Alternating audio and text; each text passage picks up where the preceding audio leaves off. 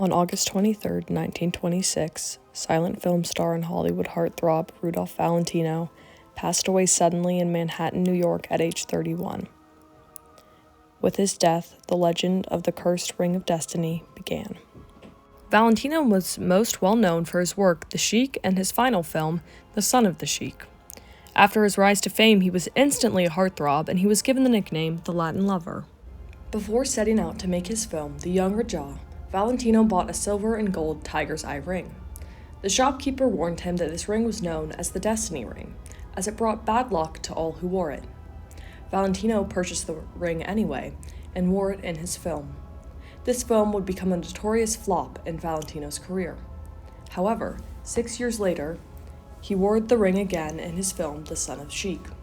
Shortly after, at only 31 years old, Valentino met his end when he mysteriously developed a case of unexplained peritonitis.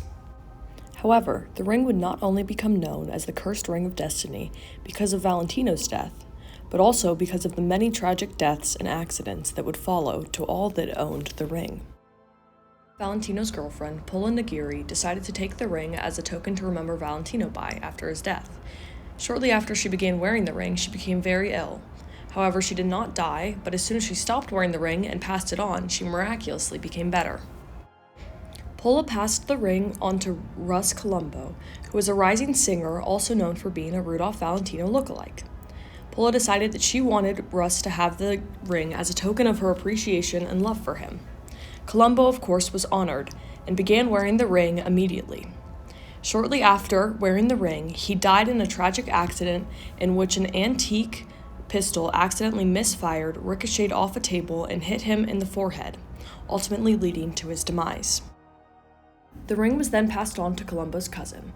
However, he did not want the ring because of all the stories of the tragic accidents. And so it was passed on to Joe Cassino, a friend of both Columbo and his cousin. After Cassino had seen all the accidents that had befallen on those who wore the ring, he decided to keep it locked away.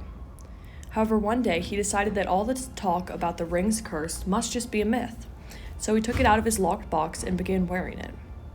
Shortly after, he died in a sudden and fatal car crash. The ring was then passed on to Joe Cassino's brother, who kept it locked away. However, a man by the name of James Willis broke into Cassino's cousin's house and stole the ring. He was then shot and killed by police during the robbery, and the stolen ring was found in his pocket. One of the final known victims of the Cursed Ring of Destiny was Jack Dunn. He acquired the ring because he was going to film a biopic about Rudolph Valentino, and obviously, his infamous ring would play a part in this film.